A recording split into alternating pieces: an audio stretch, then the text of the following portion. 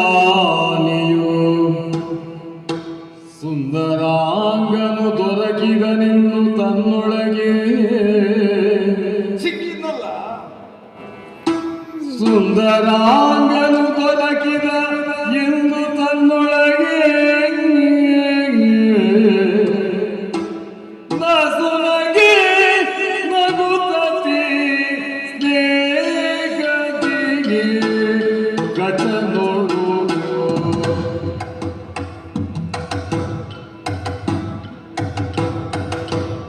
ಬಿಸಜಾಚಿ ಕೇಳಿದಳು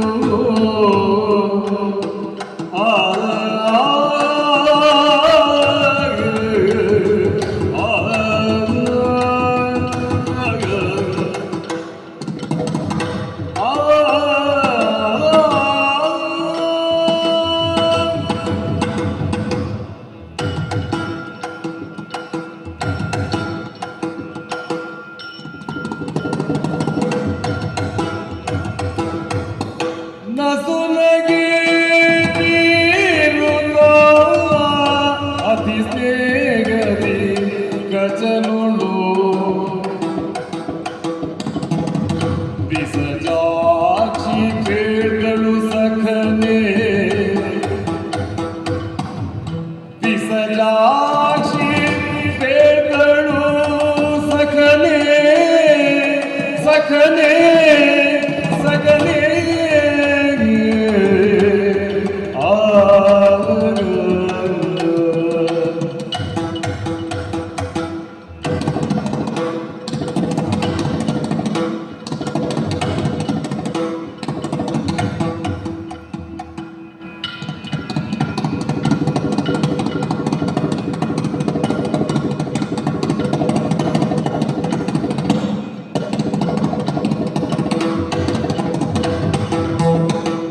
ಹಸನಾಯ್ತು ಒಗಳಾಗಿದ್ರು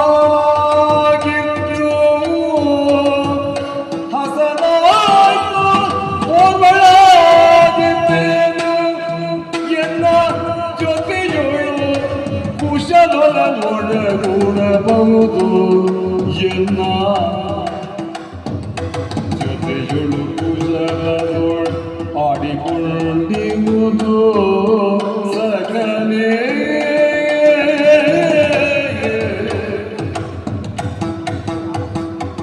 ನಸುನಗೆ ನಗುತ್ತತಿ ಬೇಗದಿ ಕಚಲು ಬಿಸಜಿ ಬೇಡಲು ಸಗನೆ ಹಸನಾಯ್ತು ಓದಾಡಾಗಿದ್ದೇನು ಜತೆಯೋಳು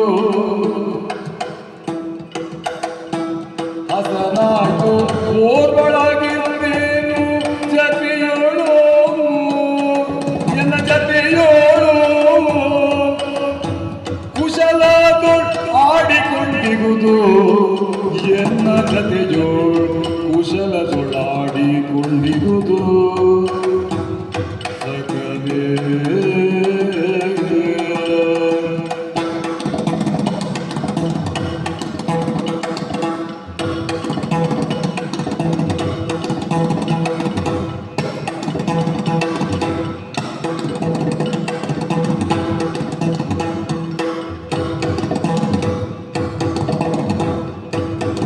ಹಸನಾಯ್ತು ಓದೊಳಗಿದ್ದೇನು ಜತೆಯೋಳು ಕುಶಲದೊಳು ಆಡಿಕೊಂಡಿರುವುದು ಸಕಲೇ ನಸುನಗೆ ನಗುತ್ತದೆ ಸ್ನೇಹದಿ ಗಜನೋಳು ಬೆಳಗಲಿ ಬೇಡಳು ಸಕಲೇ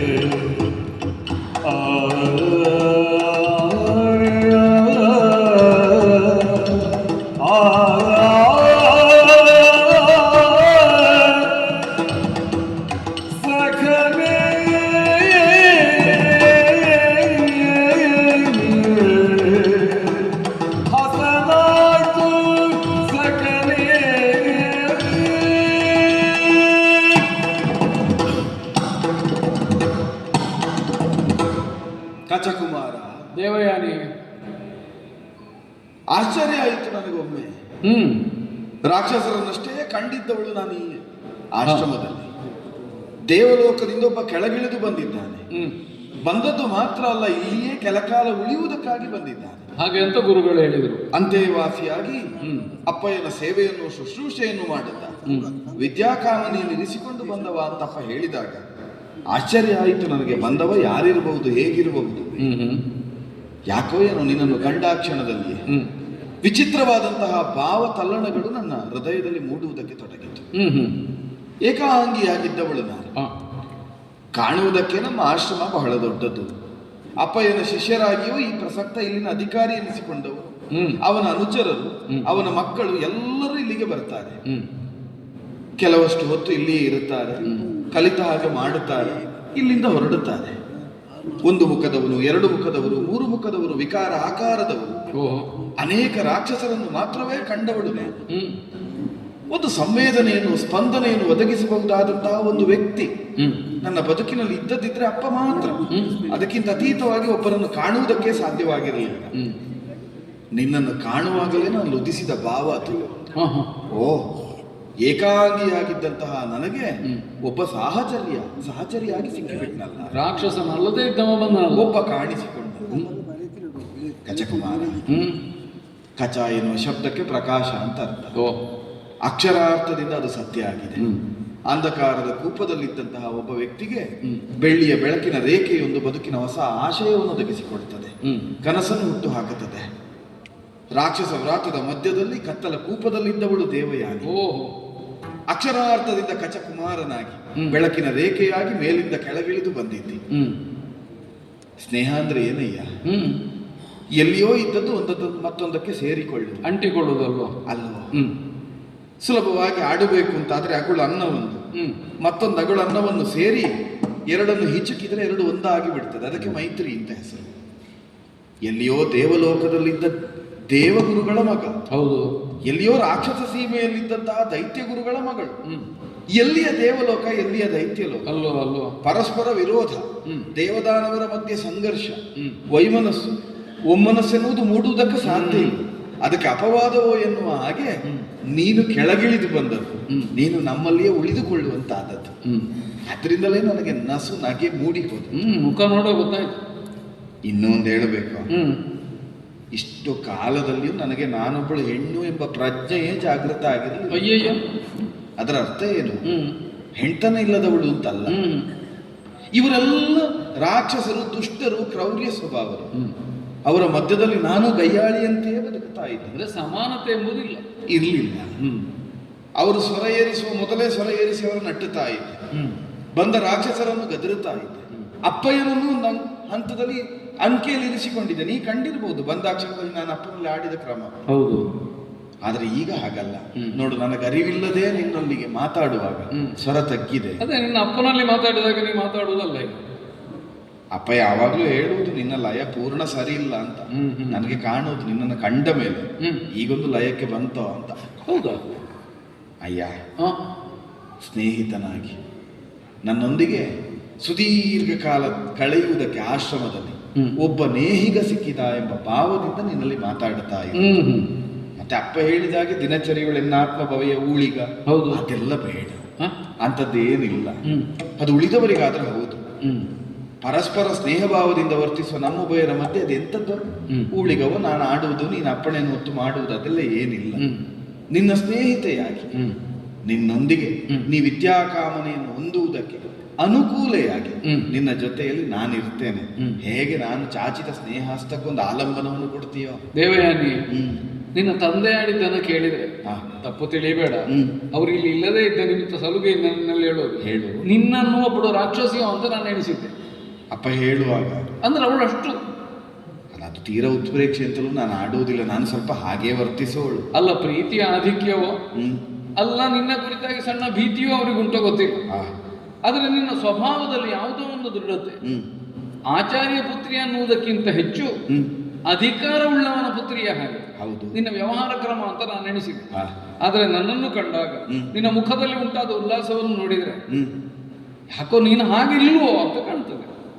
ನೀ ಬಯಸುತ್ತಾ ಇರುವುದು ಸ್ನೇಹವನ್ನು, ಹೌದು, ಸಲುಗೆ, ಹೌದು. ಈ ಸಖ್ಯದ ಅಪೇಕ್ಷೆ ನಿನಗುಂಟು ಅಂತ ಆದ್ರೆ ಒಂದು ಮಾತು ಹೇಳಲೆ. ಏನೇ?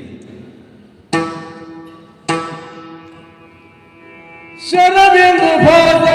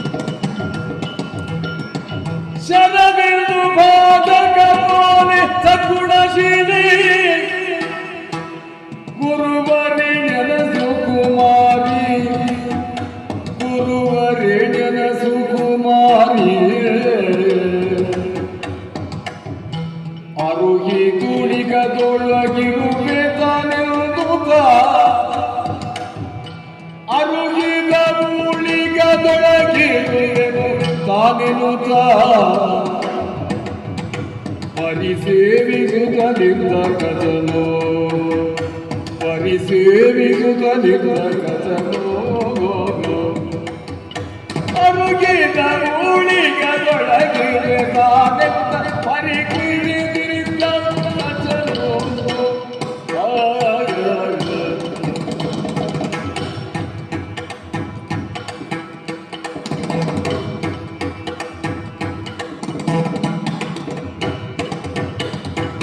ಶರದಿಂದು ಪಾದಕರೋಲೆ ಸತ್ವಶೀಲೆ ಗುರುವಾರಿಣನ ಸುಕುಮಾರಿಗೆ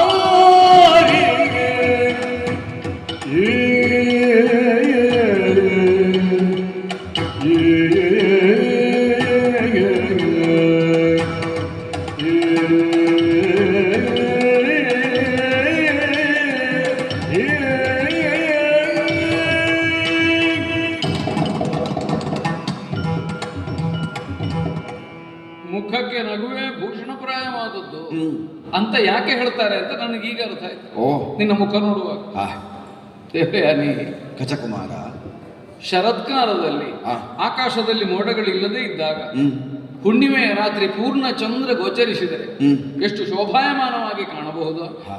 ಅದೇ ಭಾವ ನಿನ್ನ ಮುಖ ನೋಡಿದವನಿಗೂ ಉಂಟಾಗುವಂತೆ ಶರದಿಂದು ಭಾಸಕ ಪೋಲೆ.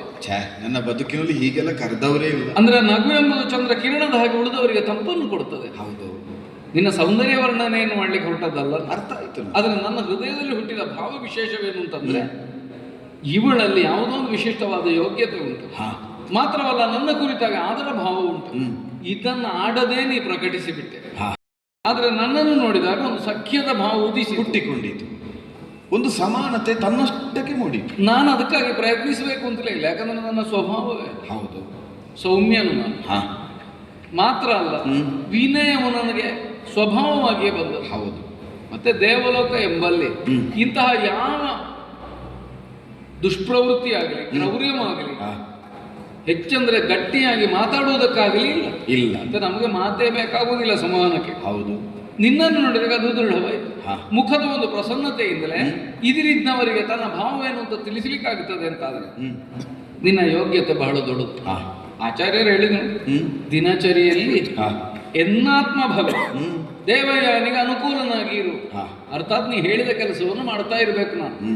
ಆದರೆ ನೀನು ಹೇಳುವುದಲ್ಲ, ನಾನು ಮಾಡುವುದಲ್ಲ, ನಾವಿಬ್ಬರು ಜೊತೆಯಾಗಿ ಕೆಲಸಗಳಲ್ಲಿ ತೊಡಗೋಣ ಅಂತ ನೀನು ಆಡ್ತೀವಿ. ಹೌದು, ನಿನ್ನ ಸಲುಗೆಯನ್ನು ಒಪ್ಪೋಣ. ವಯಸ್ಸಿಗೆ ಸಹಜವಾದ ಆ ಚಾಂಚಲ್ಯವು ಆ ಗುಣ ನಿನ್ನಲ್ಲಿ ಉಂಟೆ. ಹಾಗೆಂತ ಗುರುಗಳ ಮಾತಿಗೆ ವಿರೋಧವಾಗಿ ನಾನು ವ್ಯವಹರಿಸುವುದಕ್ಕೂ ಇಲ್ಲ. ನೀನು ಹೇಳುವವಳು, ನಾನು ಕೇಳುವವಳು, ಇದನ್ನು ಅಂಗೀಕರಿಸೋಣ. ಸರಿ. ಮಾತ್ರ ಅಲ್ಲ, ನಿನಗೆ ಅಪ್ರಿಯವಾಗದಂತೆ ಇರಬೇಕಾದ್ದು ನನಗೂ ಕರ್ತವ್ಯ. ನೀನು ಇರುವುದೇ ಪ್ರಿಯ ಅಂತ ಆದ ಮೇಲೆ ಮತ್ತೆ ಅಪ್ರಿಯತೆ ಎಲ್ಲಿಂದ ಬರುತ್ತೆ? ಹಾಗಲ್ಲ, ಕೆಲವು ಕಾಲ ಕಳೆದ ಮೇಲೆ ಇರುವುದೇ ಪ್ರಿಯ ಅಂತ ಇದ್ರೂ ಇರುವುದು ಅಪ್ರಿಯವೂ ಆಗಿ ಬಿಡುತ್ತದೆ. ಒಮ್ಮೆ ಹೊರಡಲಿಲ್ಲ ಯಾಕೆಂದ್ರೆ ಕಾಣ್ತದೆ. ಹೌದು, ಆ ಭಾವ ಸುಳಿಯದಂತೆ ಇರುವುದಕ್ಕೆ ನಾನು ಪ್ರಯತ್ನಿಸ್ತೇನೆ. ಸರಿ.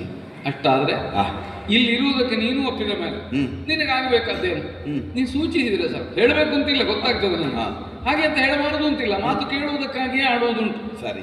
ಸಮೀಪ ಇದ್ದವರು ಕೇಳ್ತಾರೆ ಎಂಬುದರಿಂದಲೇ ನಾವು ಮಾತಾಡುವ ಕ್ರಮಗಳು, ಅಥವಾ ಕೇಳ್ತೇವೆ ಎಂಬುದೇ ಒಂದು ಹಿತವಾದ ಭಾವವಾಗಿ ನಾವು ಮಾತಾಡಿಕೊಳ್ಳುವುದಿಲ್ಲ.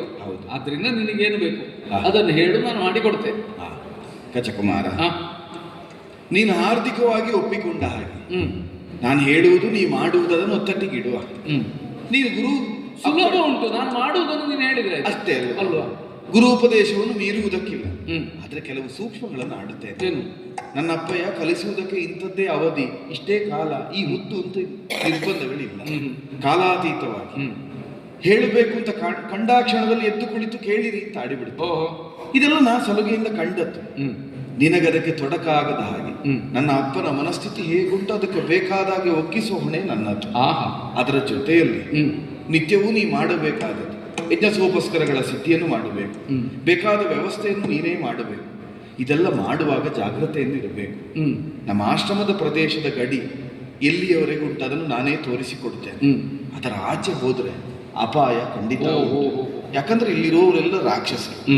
ಸಹಜವಾದ ದೇವದಾನವ ವಿರೋಧದ ಮಧ್ಯದಲ್ಲಿ ದೇವಲೋಕದಿಂದ ಬಂದ ನಿನ್ನನ್ನು ಮಿತ್ರರಾಗಿ ಅವರು ಖಂಡಿತ ಕಾಣುವುದಿಲ್ಲ. ಕಾಣ್ಲಿಕ್ಕಿಲ್ಲ. ಆದ್ರಿಂದ ನೀ ಎಲ್ಲಿಯವರೆಗೆ ಹೋಗಬಹುದು, ಎಲ್ಲಿಯವರೆಗೆ ಹೋಗುವುದು ನಿನಗೆ ಅಪಾಯ ಅಲ್ಲ ಇತ್ಯಾದಿಗಳನ್ನು ನಾನು ಪರಿಚಯಿಸ್ತೇನೆ.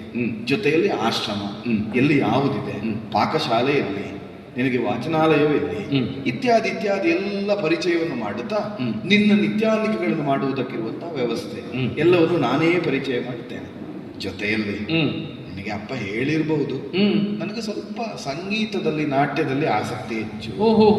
ದೇವಲೋಕದಲ್ಲಿ ಅದು ಪ್ರಸಿದ್ಧ ಅಂತೆ, ನೀನು ಕಲಿತಿರಬಹುದು. ದೇವಲೋಕದಲ್ಲಿ ನಾನು ಕಲ್ತದ್ದೇನು ಗೊತ್ತುಂಟು?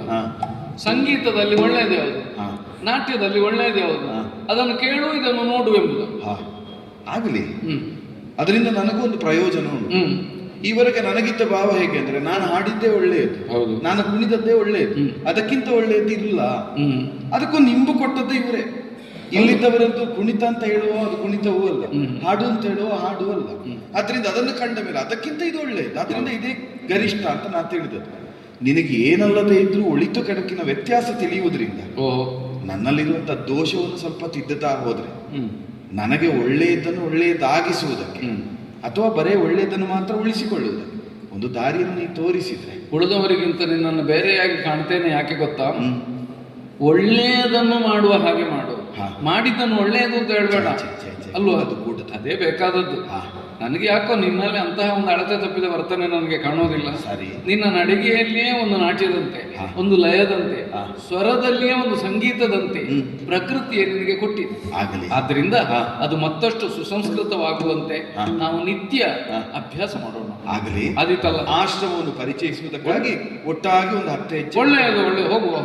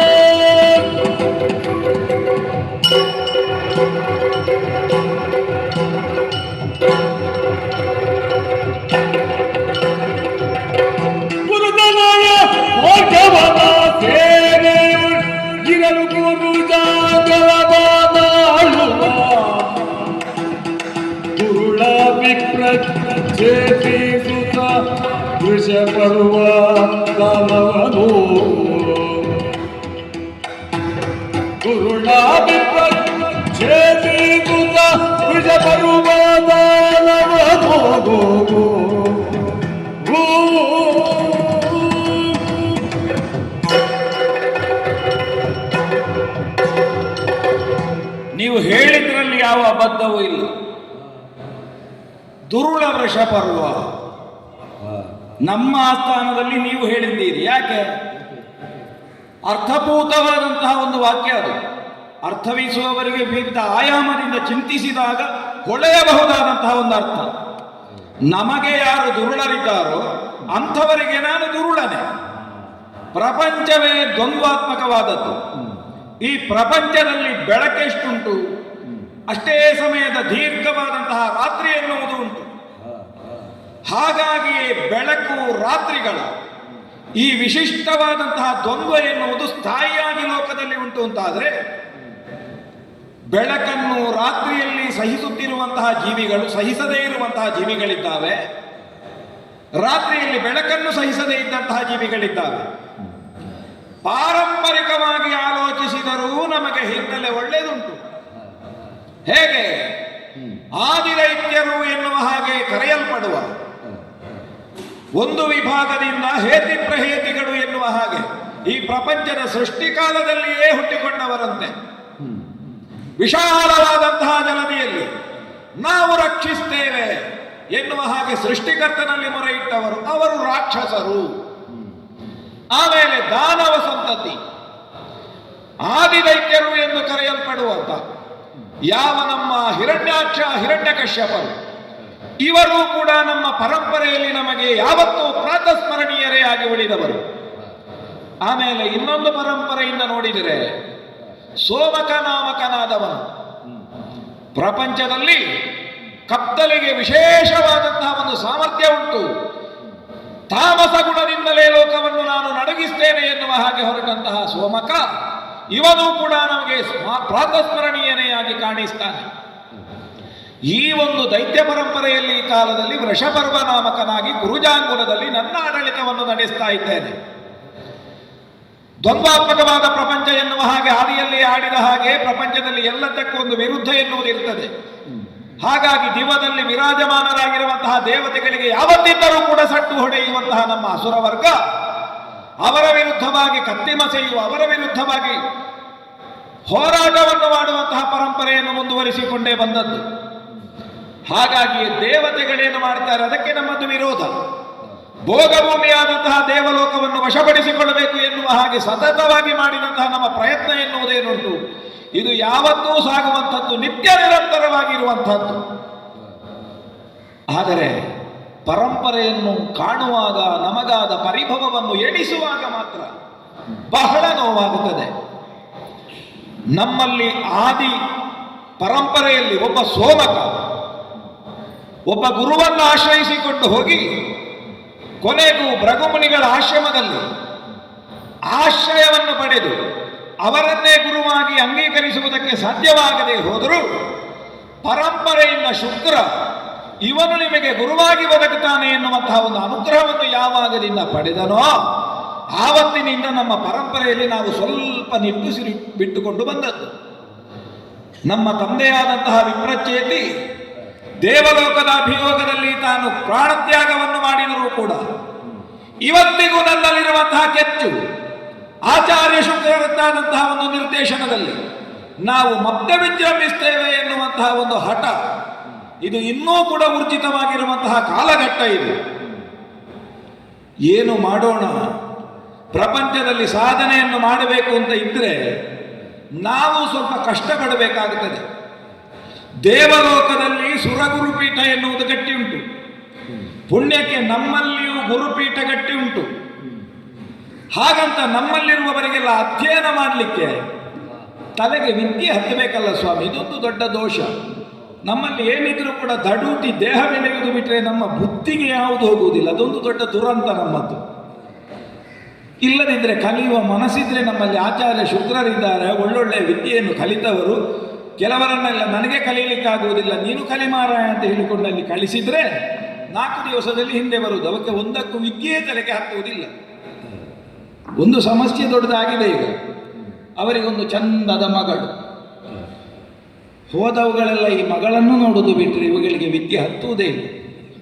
ಕಲಿಸುವವರಿಗೆಲ್ಲ ಚಂದದ ಮಕ್ಕಳಿರಲೇಬಾರದು, ಇವರಿಗೆ ಕಲಿಯುವುದಕ್ಕೆ ಇಲ್ಲಿ ಪುರುಸೊತ್ತುಂಟು. ಹಣಬರ ಕೆಟ್ಟಂತಹ ನಮ್ಮ ಜಾತಿಗೆ ಇದು ಒಗ್ಗುವುದೇ ಇಲ್ವೋ ಅಂತ ನನಗೆ ಕಾಣುವುದು. ಆದರೆ ಒಂದುಂಟು, ನಾವು ಕಲಿಯದಿದ್ರೆ ಏನಂತೆ, ಕಲಿತವರೊಂದು ನಮ್ಮ ಬೆಂಬಲಕ್ಕಿದ್ದಾರೆ ಎನ್ನುವ ಹಾಗೆ ಅತ್ಯಂತ ವಿಶ್ವಾಸದಿಂದ ಇದುವರೆಗೆ ನಿಟ್ಟುಸಿರನ್ನು ಬಿಟ್ಟಂತಹ ನನಗೆ ಏನಂತೆ ಏನಂತೆ ಯಾರು ಸುದ್ದಿಗಳು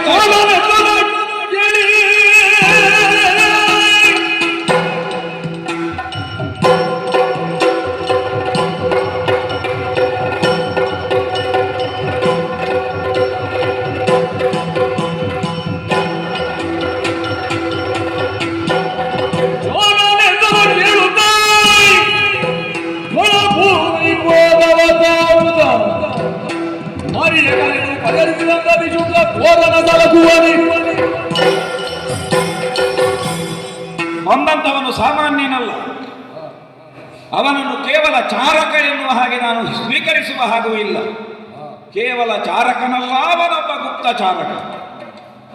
ಪ್ರಪಂಚದಲ್ಲಿ ನಾವು ಅಧಿಕಾರ ಪೀಠಕ್ಕೆ ಏರಿದ ಮೇಲೆ ಬಹಳ ಮುಖ್ಯವಾಗಿ ಆಲೋಚನೆ ಮಾಡಬೇಕಾದದ್ದು ಅಧಿಕಾರವನ್ನು ಪಡ್ಕೊಳ್ಳುವುದಲ್ಲ, ಅಧಿಕಾರವನ್ನು ಉಳಿಸಿಕೊಳ್ಳುವುದು ಹೇಗೆ ಅಂತ. ಹಾಗಾಗಿಯೇ ಒಂದು ವಿಭಾಗ ನಮ್ಮಲ್ಲಿ ಭಾರಿ ಗಟ್ಟಿಬೇಕು, ಅದು ಗುಪ್ತಚರ ವಿಭಾಗ. ಆ ಗುಪ್ತಚರ ವಿಭಾಗ ಯಾವ ಒಂದು ರಾಷ್ಟ್ರದಲ್ಲಿ ಗಟ್ಟಿ ಉಂಟು ಆ ರಾಷ್ಟ್ರಕ್ಕೆ ಅಪಾಯ ಕಡಿಮೆ ಅಂತ ಅರ್ಥ. ಹಾಗಾಗಿ ಆ ಒಂದು ವಿಭಾಗವನ್ನು ಭಾರಿ ಗಟ್ಟಿ ಮಾಡಿದ್ದೇನೆ.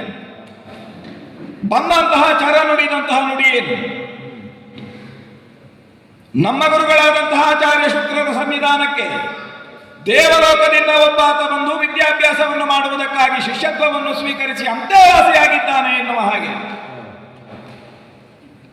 ನಮ್ಮ ಜಾತಿಗಳಿಗೆ ವಿದ್ಯೆ ಹತ್ತದ್ರಿಂದ ಎಲ್ಲೆಲ್ಲಿಂದ ಎಲ್ಲ ಬಂದು ಈಗ ಇಲ್ಲಿ ಪ್ರಯೋಜನ ಪಡ್ಕೊಳ್ಳಿಕ್ಕೆ. ಬೇರೆ ಯಾರು? ನಮ್ಮ ಶತ್ರುಗಳು ಬಂದು ಆಶ್ರಯ ಪಡೆಯುವುದು. ಮತ್ತೆ ನಮ್ಮ ಗುರುಗಳು, ಅವರದ್ದೊಂದು ವಿಚಿತ್ರ ವ್ಯಕ್ತಿತ್ವ. ಅವರಿಗೆ ಯಾವಾಗ ಯಾರು ಹೇಗೆ ಯಾರದು ಸರಿ ಕಾಣ್ತದೆ ಯಾವುದು ತಪ್ಪು ಕಾಣ್ತದೆ ಒಂದು ಅರ್ಥ ಆಗುವುದಿಲ್ಲ. ಹಾಲಿನ ಹಾಗಿರುವಂತಹ ಮನಸ್ಸು, ಎಲ್ಲವನ್ನು ನಂಬುವುದೇ. ಆದರೆ ಇದು ನಮಗೆ ಅಪಾಯ ಅಲ್ವಾ? ಬಂದವರು ದೇವಲೋಕದಿಂದ ಇಲ್ಲಿ ಬಂದು ಅಭ್ಯಾಸವನ್ನು ಮಾಡ್ತಾ ಇದ್ದಾರೆ. ಅದು ಕೂಡ ಎಂತೆಂತಹ ಅನರ್ಘ್ಯವಾದಂತಹ ವಿದ್ಯೆಗಳನ್ನು ಸಂಪಾದನೆ ಮಾಡಿದಂತಹ ಯೋಗ್ಯತೆ. ಅವರ ಬಗ್ಗೆ ಕೇಳಿದರೆ ನಮಗೆ ಅಭಿಮಾನ. ಉಷನ ನಾಮಕರಾದವರು ಶುಕ್ಲರಾದದ್ದು ಹೇಗೆ ಅಂತ ಕೇಳಿದರೆ ಭಗವಾನ್ ಶಿವನದ್ದಾದಂತಹ ಆ ಶುಕ್ಲದಿಂದ ಹೊರಬಂದು ಅವರಿಂದ ದಿವ್ಯವಾದಂತಹ ಒಂದು ಮಂತ್ರಗಳನ್ನೆಲ್ಲ ಕಲಿತವರು. ಅವರು ಕಲಿತದ್ದಕ್ಕೆ ಆಚೆ ಈಚೆ ಅಂತ ಇಲ್ಲ. ಇವತ್ತು ಗ್ರಹಸ್ಥಾನದಲ್ಲಿ ಅತ್ಯಂತ ಯೋಗ್ಯವಾಗಿರುವ ಗ್ರಹ ಶುಕ್ರ, ನವಗ್ರಹ ಮಾಲಿಕೆಯಲ್ಲಿಯೂ ಅವರದ್ದಾದಂತಹ ಒಂದು ಜಾಗ ಉಂಟು. ಏನು ಸಾಧನೆ ನಮ್ಮ ಗುರುಗಳದ್ದು. ಉಳಿದ ಎಲ್ಲಾ ಗ್ರಹಗಳು ಪೂರ್ವದಿಂದ ಪಶ್ಚಿಮಕ್ಕೆ ತಿರುಗಿದರೆ ಇವರದ್ದೊಂದು ಪಶ್ಚಿಮದಿಂದ ಪೂರ್ವಕ್ಕೆ ತಿರುಗುವುದು ಉಂಟಾ? ಬೇರೆ ಯಾವ ಗ್ರಹಕ್ಕೂ ಆ ಯೋಗ್ಯತೆ ಇಲ್ಲ. ಯಾಕೆ? ಎಲ್ಲದರಲ್ಲಿಯೂ ವಿರುದ್ಧ ವ್ಯವಹಾರ. ಅಂದ್ರೆ ಸಾಧನೆಯನ್ನು ವಿಲೋಮದಿಂದಲಾದರೂ ನಾ ಸಾಧಿಸ್ತೇನೆ ಎನ್ನುವಂತಹ ಛಲ. ಹಾಗಾಗಿ ಶುಕ್ರ ಎನ್ನುವಂತಹ ಈ ಗ್ರಹದಲ್ಲಿ ಹೋಗಿ ಸೂರ್ಯ ಉದಯ ಎಲ್ಲಿ ಆಗ್ತದೆ ಅಂತ ಕೇಳಿದರೆ ಅದು ಪಶ್ಚಿಮದಲ್ಲಿ ಆಗುವುದು, ಸೂರ್ಯನ ಅಸ್ತ ಆಗುವುದು ಪೂರ್ವದಲ್ಲಿ. ಒಂದು ರೀತಿಯಲ್ಲಿ ವಿರುದ್ಧವಾದಂತಹ ಸ್ವಭಾವವುಳ್ಳ ನಮಗಾದರೂ ಗುರುವಾಗಿ ಪ್ರಪಂಚದಲ್ಲಿ ನಮ್ಮನ್ನು ತಿದ್ದುತ್ತೇನೆ ಎನ್ನುವ ಹಾಗೆ ಒಂದು ದೀಕ್ಷೆಯನ್ನು ತೊಟ್ಟಂತಹ ಗುರುಗಳು ದೊರಕಿದ್ದೇ ನಮಗೆ ಮಹಾಭಾಗ್ಯ.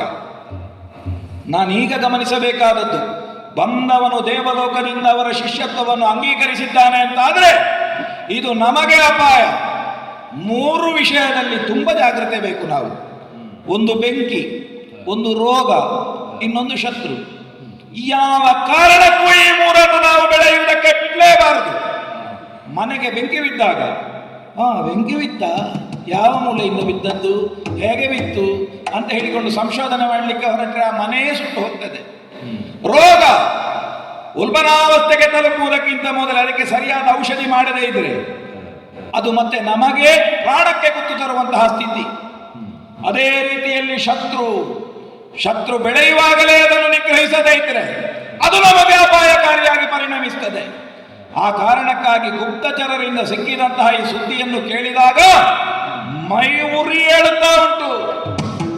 ನಮಗೆ ವಿರೋಧಿಗಳಾದಂತಹ ದೇವತೆಗಳು ಬಂದು ನಮ್ಮ ಗುರುಗಳದ್ದಾದಂತಹ ಸಾನ್ನಿಧ್ಯದಲ್ಲಿ ಒಬ್ಬಾತನನ್ನಿರಿಸಿ ಅವರಲ್ಲಿರುವಂತಹ ಅಮೂಲ್ಯವಾದ ವಿದ್ಯೆಯನ್ನು ಈ ಪ್ರಪಂಚದಲ್ಲಿ ಅಪಹರಿಸಿ ತಾವು ಮೆರೆಯುತ್ತೇವೆ ಎನ್ನುವಂತಹ ಒಂದು ದುರಾಲೋಚನೆಯನ್ನು ಹೊಂದಿ ಸನ್ನದ್ಧರಾಗಿ ಇವತ್ತು ಅವರ ಕಾರ್ಯತಂತ್ರವನ್ನು ಹೆಣೆಯುತ್ತಾರೆ ಅಂತಾದರೆ, ಒಬ್ಬ ಅರಸನಾಗಿ ಅಸುರ ಕುಲದ ಉಚ್ಛ್ರಾಯ ಸ್ಥಿತಿಗಾಗಿ ದುಡಿಯುವಂತಹ ಒಬ್ಬ ವೃಷಭರ್ವನಾಗಿ ಇಲ್ಲಿ ಅಧಿಷ್ಠಾತರಾಗಿ ಇದನ್ನು ನಿಗ್ರಹಿಸಬೇಕಾದದ್ದು ನನ್ನ ಕರ್ತವ್ಯ. ಹಾಗಾಗಿ ಸಂಕಲ್ಪಿಸಿದ್ದೇನೆ. ಏನು ನಮ್ಮಲ್ಲಿ ಜನಗಮ್ಮಿ ಉಂಟಾ? ನಮ್ಮಲ್ಲಿ ಇಲ್ವಾ ನಿಗ್ರಹಿಸಲಿಕ್ಕೆ? ಅದಕ್ಕೆ ಬೇಕಾಗಿ ನನ್ನ ಆಪ್ತ ಮಂತ್ರಿಯಾದಂತಹ ಧೂಮಕೇತನಿಗೆ ಆಜ್ಞೆ ಮಾಡಿದ್ದಾನೆ. ಎಲ್ಲಿದ್ರೂ ಬರಲಿ ಸಭೆಗೆ ಧೂಮಕೇತ.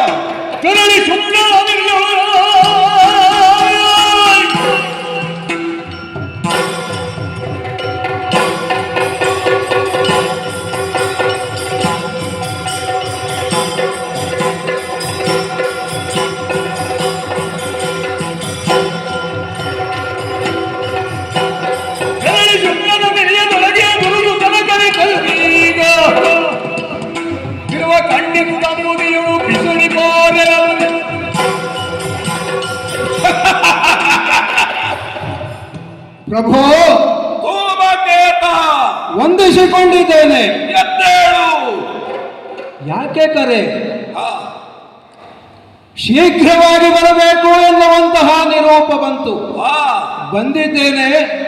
ಮುಖದಲ್ಲಿ ಸಿಟ್ಟು ಕಾಣಿಸುತ್ತಾ ಇದೆ.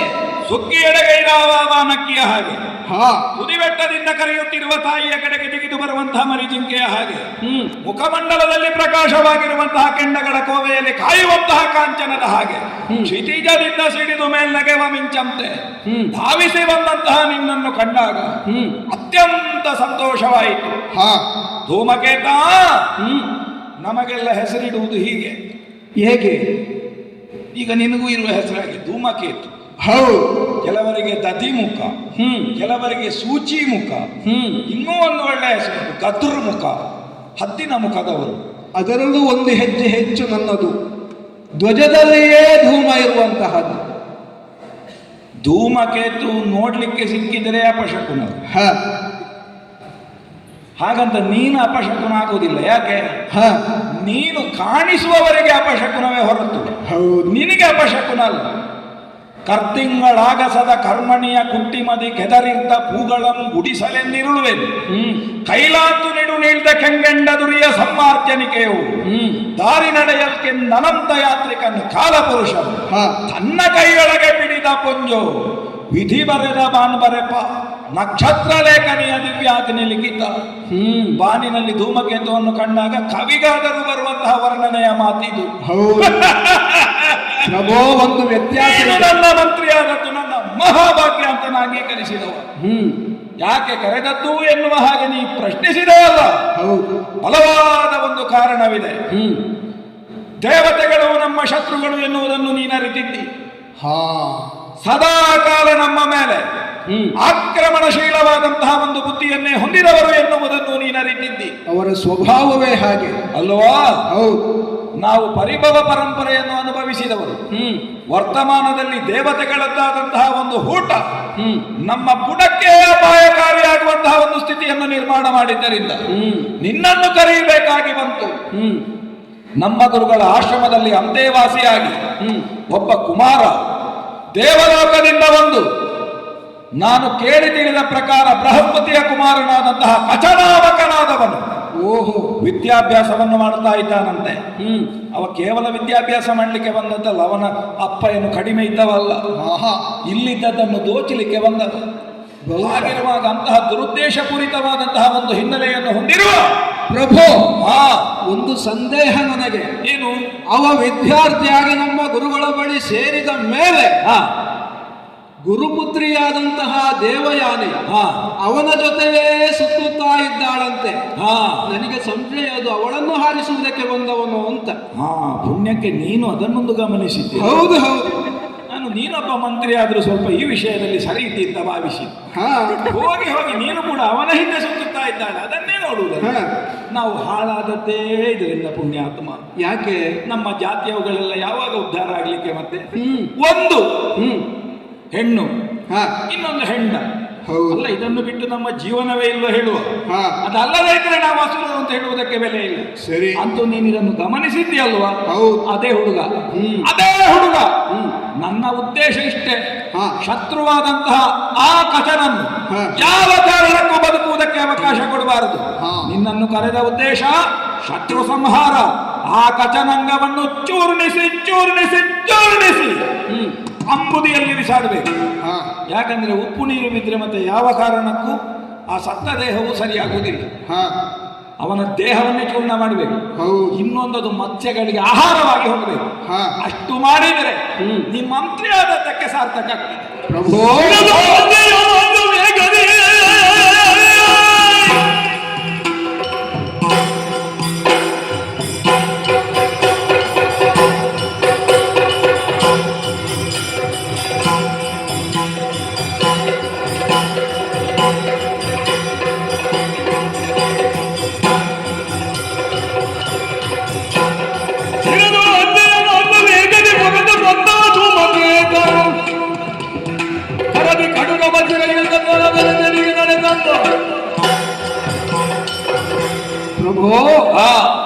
ನಿಮ್ಮ ಮಂತ್ರಿ ಬಳಗದಲ್ಲಿ ಶತ್ರುಗಳ ಬಗ್ಗೆ ನಿರಂತರವಾಗಿ ಬೆಂಕಿಯಾಡುತ್ತಿರುವಂತಹ ವ್ಯಕ್ತಿಗಳಲ್ಲಿ ನಾನೂ ಒಬ್ಬ ಅಲ್ವಾ?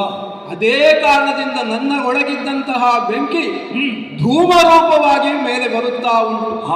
ಧೂಮಕೇತ ಅಂತ ಹೆಸರು. ಧೂಮಕೇತು ಅಂತ ಹೆಸರಿರುವವರು ನಮ್ಮಲ್ಲಿ ಇದ್ದಾರೆ. ಅವರಿಗೆ ಬಾಲದಲ್ಲಿ ಧೂಮ ಇರುವುದು. ಹೌದು. ನನಗಾದರೂ ಧ್ವಜದಲ್ಲಿಯೇ ಧೂಮ ಇರುವುದು. ಹಾಗಾಗಿ ಧ್ವಜವೇ ನಿನ್ನ ಅನ್ವರ್ಥವಾಗಿ ಹೌದು ಶತ್ರುಪಾಲಿಗೆ ಕೆಟ್ಟದ್ದನ್ನೇ ಒಂದು ಉಂಟು ಮಾಡುವ ಸಾಮರ್ಥ್ಯ ಉಳ್ಳವ ನೀನೇ ಇದಕ್ಕೆ ಯೋಗ್ಯ ಅಂತ ನಾನು ಆಯ್ಕೆ ಮಾಡಿ. ಹೌದು. ಬೆಂಕಿಯನ್ನು ಶಮನ ಮಾಡುವಂತಹ ಒಂದು ಅವಕಾಶವನ್ನು ನೀವು ಕೊಟ್ಟಿದ್ದೀರಿ. ಹಾ. ಅದಕ್ಕಾಗಿ ನಿಮಗೆ ಕೃತಜ್ಞನಾಗುತ್ತೇನೆ. ಸರಿ. ಕೊಲ್ಲುವುದು ನಮಗೆ ದೊಡ್ಡ ಕೆಲಸ ಅಲ್ಲ. ಹಾ. ನಿರಂತರವಾಗಿ ಅದನ್ನೇ ನೀವು ಕೊಡುತ್ತಾ ಇದ್ದವರು. ಹಾ. ಈಗ ಹಲವು ಸಾವಿರ ವರ್ಷಗಳಿಂದ ಹಾ. ದೇವತೆಗಳೊಡನೆ ಯುದ್ಧ ಮಾಡಿದ್ದು ಹೌದು, ಸೋತದ್ದು ಹೌದು, ಸತ್ತದ್ದು ಹೌದು. ಆದ್ರೆ ನಾವು ಸತ್ರು ಮತ್ತೆ ಬದುಕಿದ್ದೇವೆ. ಮತ್ತೊಂದು ಯುದ್ಧದಲ್ಲಿ ನಾವು ಭಾಗಿಗಳಾಗುತ್ತಾ ಇದ್ದೇವೆ. ಆದ್ದರಿಂದ ಮರಣಕ್ಕೂ ನಾವು ಹೆದರುವವರಲ್ಲ. ನಿಮ್ಮ ಅಣತಿಯನ್ನು ಸ್ವೀಕರಿಸುತ್ತೇನೆ. ಸರಿ. ಯಾರು ಅರಿಯದಂದದಿ ಅವನನ್ನು ಕೊಲ್ಲಬೇಕಲ್ವಾ? ಹೌದೌದು. ಗುರುಗಳಿಗೂ ಗೊತ್ತಾಗಬಾರದು, ಅದು ಬಹಳ ಮುಖ್ಯ. ಆಶ್ರಮದಲ್ಲಿ ಇದ್ದ ಯಾರಿಗೂ ಗೊತ್ತಾಗಬಾರದು. ಅವನ್ ಎಲ್ಲಿ ಹೋಗಿದ್ದಾನೆ ಪತ್ತೆ ಇಲ್ಲ ಅವನದ್ದು. ಹೌದು. ಅವನನ್ನು ಹುಡುಕಿದ್ರು ಅವನ ಹೆಣವು ಸಿಗುವಾರು. ಹೌದು. ಅದಕ್ಕಾಗಿ ಹಾ. ವ್ಯವಸ್ಥೆಯನ್ನು ನಾನು ಮಾಡುತ್ತೇನೆ, ನಾನು ಮಾಡ್ತೇನೆ. ಅದೀತಲ್ಲ, ಹೋಗಿ ಬಾಗಿನ ಒಳ್ಳೆಯದಾಗಿ.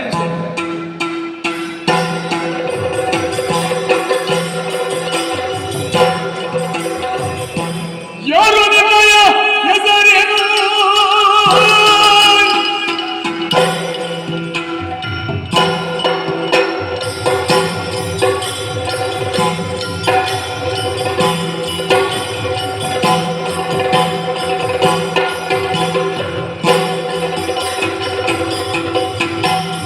ಯಾರು ನಿಮ್ಮಯ ಹೆಸರೇನು?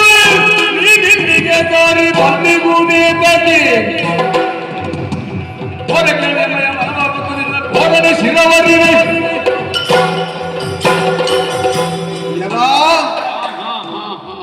ಒಬ್ಬನನ್ನೇ ಕಾಣಿಸುತ್ತಾ ಇದೆ. ವಟರೂಪಿ ಇದ್ದೀನಿ. ಹೌದಲ್ಲ? ಯಾರು ಅಂತ ನನಗೆ ಪರಿಚಯ ಆಗಲಿಲ್ಲ. ನಮ್ಮದಾದಂತಹ ಈ ಉಪವನಕ್ಕೆ ಇದು ವನವಲ್ಲ, ಉಪವನ. ನಾವು ಬೆಳೆಸಿದ್ದು ವನವೆಂದರೆ ತಾನಾಗಿ ಬೆಳೆದದ್ದು. ನಿನ್ನಲ್ಲಿ ಪ್ರಶ್ನೆ ಮಾಡುತ್ತಾ ಇದ್ದೇನೆ. ಉಪವನದಲ್ಲಿ ಎಲ್ಲಿಯೇ ಮರದ ಒಂದು ಎಲೆ ಬೀಳಿ ನಮಗೆ ತಿಳಿಯುವಂತಹ ಶಕ್ತಿ ಇದೆ, ವ್ಯವಸ್ಥೆ ಇದೆ. ಈ ಹೊತ್ತು ನಿನ್ನ ಪರಿಚಯ ಆಗಲಿಲ್ಲ. ಯಾಕೆ ಉಪವನವನ್ನು ಪ್ರವೇಶ ಮಾಡಿದ್ದಿ? ನಿನ್ನನ್ನು ಕಂಡಂತಹ ನೆನಪು ನನಗಿಲ್ಲ. ಯಾರು ನೀನು? ಯಾಕೆ ಬಂದಿದ್ದಿ? ಹೇಳು. ನೀನು ಯಾರು ಅಂತ ಗೊತ್ತಾಗಲಿಲ್ಲ. ಗುರುಸುತನಗೆ ಶುಕ್ರಾಚಾರ್ಯ ಶಿಷ್ಯನು ಎನ್ನ ಕರೆವರು ಕಚನೆನ್ನು ಕಾಣ. ಶುಕ್ರಾಚಾರ್ಯ ಶಿಷ್ಯನು ಎನ್ನ ಕರೆವರು ಕಚನೆನ್ನು ಕಾಣ.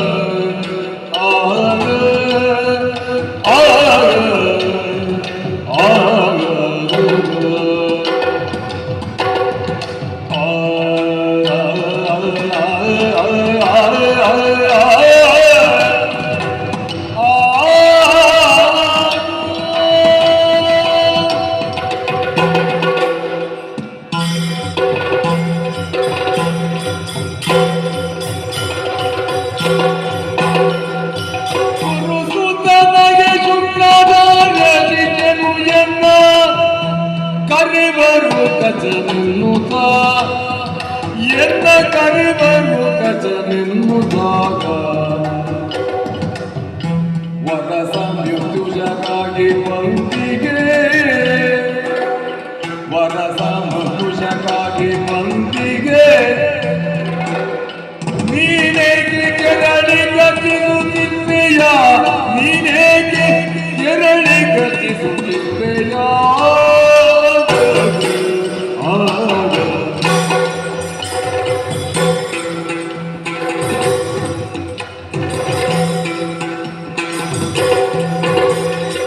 ಗುರುಸುತನಗೆ ಶುಕ್ರಾಚಾರ್ಯ ಶಿಷ್ಯನು ಎನ್ನ ಕರೆವರು ಕಚನೆನ್ನುತ್ತ, ಎನ್ನ ಕರೆವರು ಕಚನೆನ್ನುತ್ತಾಗ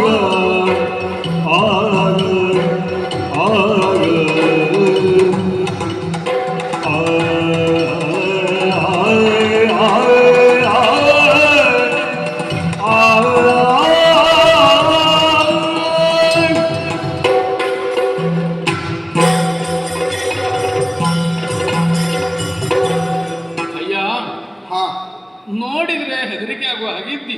ಹೌದು. ಇನ್ನು ನೀನು ಅಷ್ಟು ಬೊಬ್ಬೆ ಹೊಡಿಬೇಕಾದ ಅಗತ್ಯ ಏನು? ನನ್ನ ಸ್ವಭಾವ ಅದಾಗಿ. ಆದ್ರೆ ನನಗೆ ಅಷ್ಟು ಗಟ್ಟಿ ಸ್ವರ ಕೇಳಿಯೇ ಗೊತ್ತಿಲ್ಲ. ಹಾ ಸ್ವಲ್ಪ ಮೆಲ್ಲ ಮಾತು. ನಾನು ಯಾರು ಅಂತ ನಿನ್ನ ಪ್ರಶ್ನೆ. ಹಾ ಸಾಮಾನ್ಯ ಲೋಕದಲ್ಲಿ ಒಂದು ಕ್ರಮ ನನಗೆ ಗೊತ್ತಿರುವ ಹಾಗೆ ಹಾ ತಾನು ಯಾರು ಅನ್ನೋದನ್ನು ಮೊದಲು ಹೇಳಿ ಹೌದು. ಆಮೇಲೆ ನೀನು ಯಾರು ಅಂತ ಕೇಳೋದು. ಈಗ ನೀನು ಯಾರು ಅಂತಲೇ ಗೊತ್ತಾಗಲಿಲ್ಲ. ವರ್ತಮಾನ ಕಾಲದಲ್ಲಿ ಹಾ ಶುಕ್ರಾಚಾರ್ಯರ ಪ್ರಿಯ ಶಿಷ್ಯನಾಗಿದ್ದು ಹಾ ಹಸುರ ಸಾಮ್ರಾಜ್ಯಕ್ಕೆ ಒಂದು ಹೊಸ ಪರ್ವವನ್ನು ಕೊಟ್ಟಂತಹ ಹಾ ಹಾ ಹಾ ವೃಷಪರ್ವನ ಮಂತ್ರಿ ನಾನು. ಮಂತ್ರಿ. ಹೌದು ಹೌದು. ನೀನೇ ವೃಷಪರ್ವನು ಅಂತ ಎಣಿಸಿದೆ. ಹಾ ಹಾ ಅಲ್ವಾ?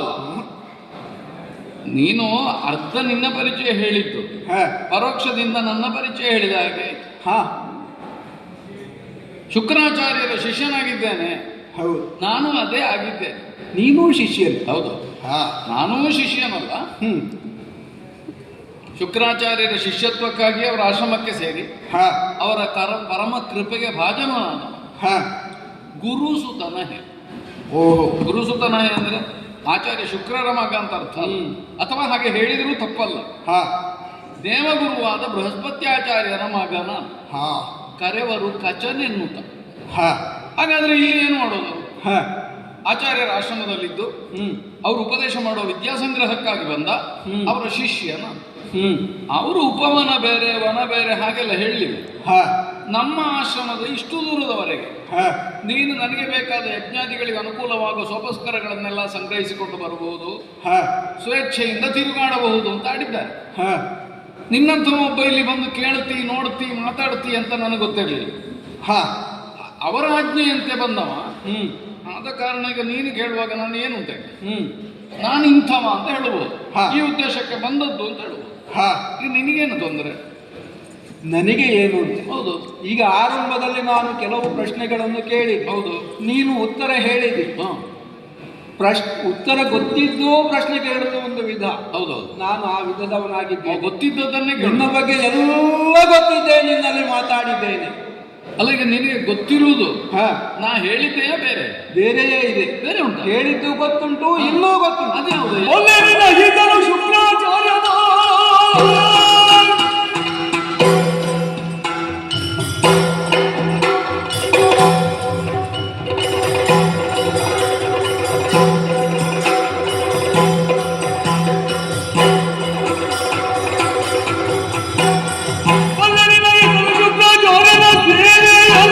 ಪಾಲಬಲಿ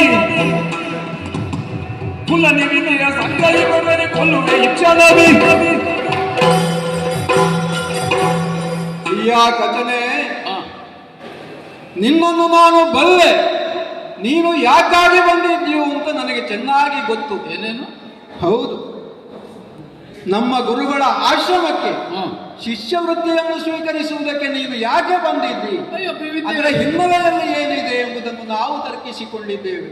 ಈಗ ಗುರುಗಳಲ್ಲಿ ಬಂದು ವಿದ್ಯಾಭ್ಯಾಸಕ್ಕಾಗಿ ಸೇರಿಕೊಂಡವನಿಗೆ ಹಾ ಅದರ ಹಿನ್ನೆಲೆಯಲ್ಲಿ ಬೇರೆ ಎಂತದಿರ್ತದೆ? ಹೌದು, ಇಲ್ಲದೇ ಇದ್ದರೆ ಪ್ರಪಂಚದಲ್ಲಿ ಇಬ್ಬರು ಗುರುಗಳು ಸರಿಸಮಾನರಾಗಿದ್ದು ನಾನು ಮಿಗಿಲು ಎನ್ನುವಂತೆ ಇರುವಂತಹ ಸ್ಥಿತಿಯಲ್ಲಿ ಹಾ. ಅವರಿಂದ ಆಗದಂತಹ ವಿದ್ಯೆಯನ್ನು ನೀನು ಏನು ಕಲಿಯುವುದಕ್ಕಿದೆ ಎನ್ನುವುದನ್ನು ನಾವು ತರ್ಕಿಸಿಕೊಂಡೆವು. ಹಾ. ಅಯ್ಯ, ಪ್ರಪಂಚದಲ್ಲಿ ನಾವು ನೋಡುತ್ತೇವೆ, ಕಳ್ಳತನದ ವೃತ್ತಿಯನ್ನು ನೋಡುತ್ತೇವೆ. ಎಲ್ಲ ನಮಗೆ ಅದು ಸ್ವಭಾವ, ನಮ್ಮ ಜಾತಿಯವರಿಗೆ ಸ್ವಭಾವ. ಯಾವುದು ಕದಿಯೋದ? ನಿಮಗೆ ಯಾವುದು ವಿರುದ್ಧವೋ ಹಾ. ಅದು ನಮಗೆ ಆರಾಧನೀಯವಾದದ್ದು. ಹಾ. ಷಡ್ವೈರಿಗಳು ನಿಮಗೆ ವಿರುದ್ಧ, ಹಾ. ಅದು ನಮಗೆ ಅನುಸರಿಸಬೇಕಾದಂತಹ ಗುಣ.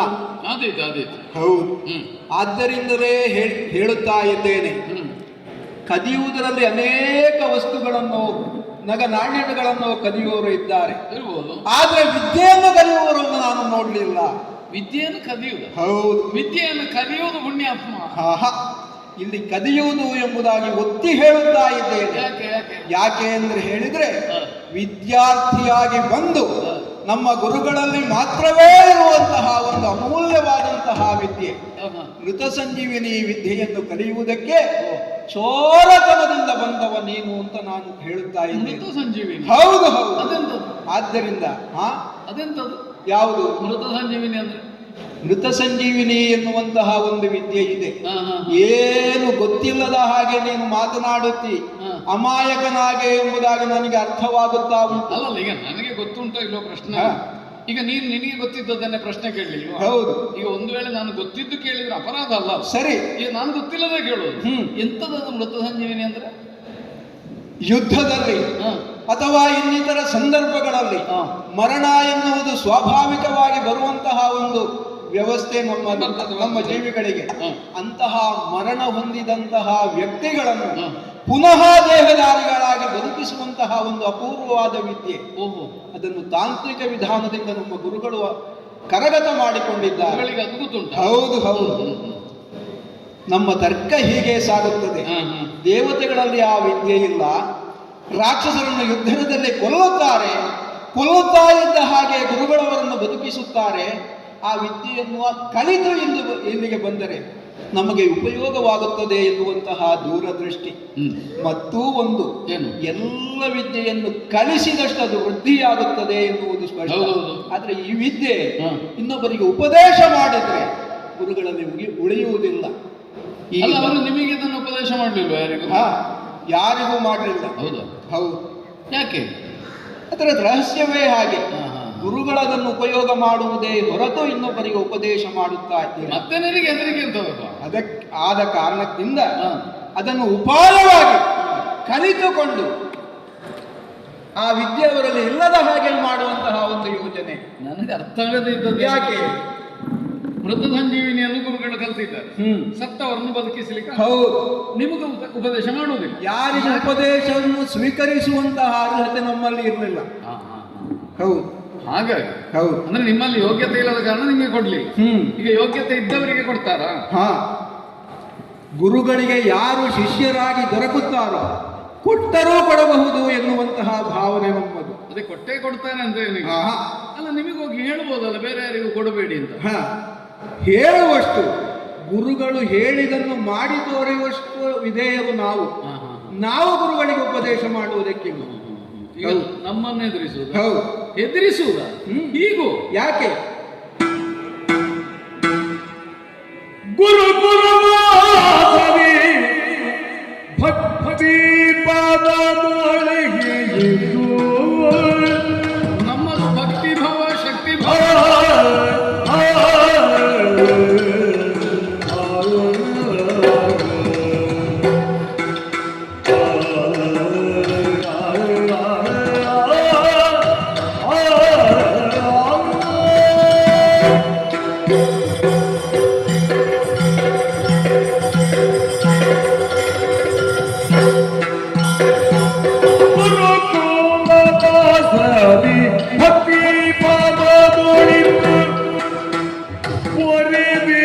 ವಿದ್ಯೆಗಳ ಹರಿಯಲಿಗಾರಾಜೆ ದೈತ್ಯ ಬರಿದೇಕೆ ಪುನರುದಯ ಗುರುಕುಲ ವಾಸನೆ ಭಕ್ತಿ ಭಾವದೊಳಿತು ಒರೆದಿಗ ವಿದ್ಯೆಗಳ ಹರಿಯಲಿಗಾರಾಜೆ ಬೇಡ ಏನೋ ದೈತ್ಯ ಬರಿದೇಕೆ ಒದರುವೆಯ ಬರಿದೇಕೆ ಒದರುವೆಯ.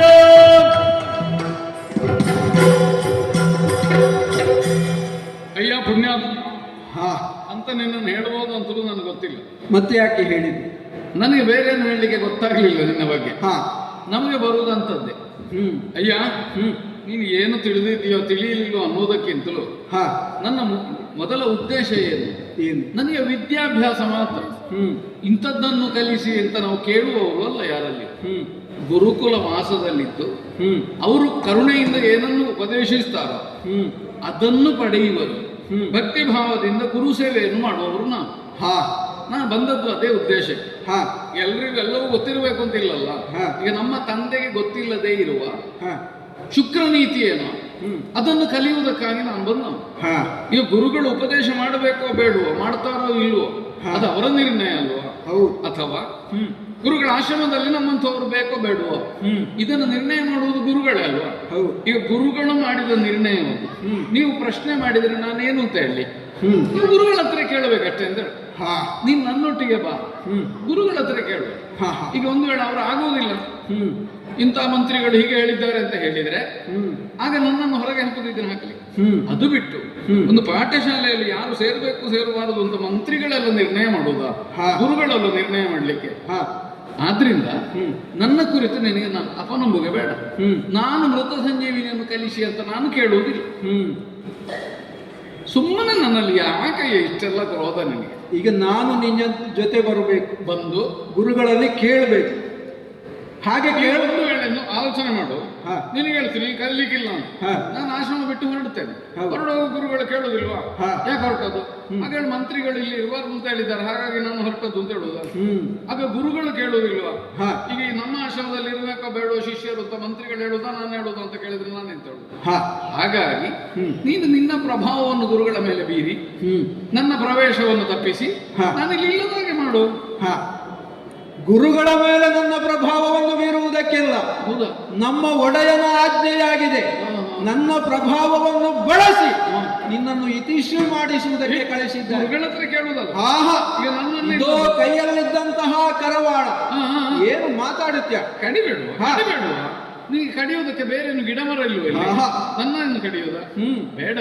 ನಿಮಗೆ ಯಾವ ತೊಂದರೆಯನ್ನು ನಾನು ಕೊಡುವುದಿಲ್ಲ. ಗುರುಗಳು ಹೇಳಿದಾಗ ನಾನು ಇರ್ತೇನೆ. ನೀನು ಅಲ್ಲಿ ಇರುವುದೇ ನಮಗೆ ತೊಂದರೆ.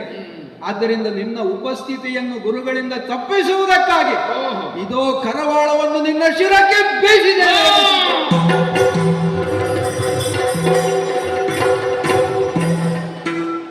ಕಚನ ಎಲ್ಲ ಅಂಗಾಂಗಗಳನ್ನು ಕಡಿದು ಕಡಿದು ತುಂಡು ಮಾಡಿದ್ದೇನೆ. ಮುಖ್ಯವಾಗಿ ಅವನ ತಲೆಯಲ್ಲಿದ್ದಂತಹ ಮಿದುಳನ್ನು, ಇನ್ನೊಮ್ಮೆ ಅವ ಬುದ್ಧಿಯನ್ನು ಗ್ರಹಿಸುವುದಕ್ಕೆ, ವಿದ್ಯೆಯನ್ನು ಗ್ರಹಿಸುವುದಕ್ಕೆ ಬರಬಾರದು. ಅದಕ್ಕಾಗಿ ಚೂರ್ಣ ಮಾಡಿ ಸಮುದ್ರದಲ್ಲಿ ಎಷ್ಟೇ ತೇಲಿಸಿದೆ.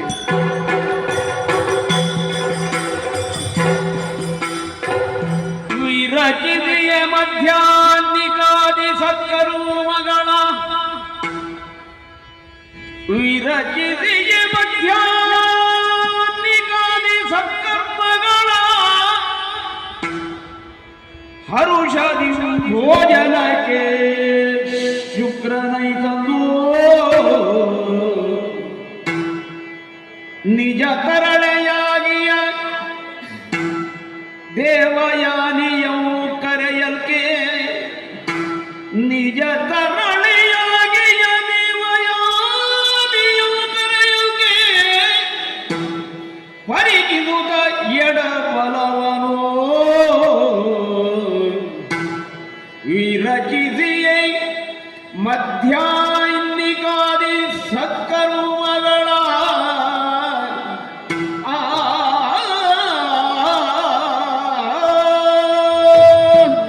ಪ್ರಾತರ್ ಸಂಧ್ಯೆ, ಮಧ್ಯಾಹ್ನ ಸಂಧ್ಯೆ, ಸಾಯಂ ಸಂಧ್ಯೆ. ಸಂಧ್ಯಾಕಾಲ ಅಂದ್ರೆ ಸಂಜೆ ಅಂತ ಅರ್ಥ ಅಲ್ಲ, ಅದು ಬೆಳಗ್ಗೆ ನೋಡದೇ ಇದ್ದವನಿಗೆ ಮಾತ್ರ. ಸಂಧ್ಯಾಕಾಲ ಎರಡು ಕಾಲಗಳ ಸಂಧಿ. ಈ ಮೂರು ಸಂಧ್ಯಾಕಾಲದಲ್ಲಿ ಸಂಧ್ಯಾವಂದನೆ. ಸಂಧ್ಯಾವಂದನೆ ಅಂದ್ರೆ ಸಂಜೆ ಮಾತ್ರ ಅಂತ ಅರ್ಥ ಅಲ್ಲ, ಮೂರು ಹೊತ್ತು.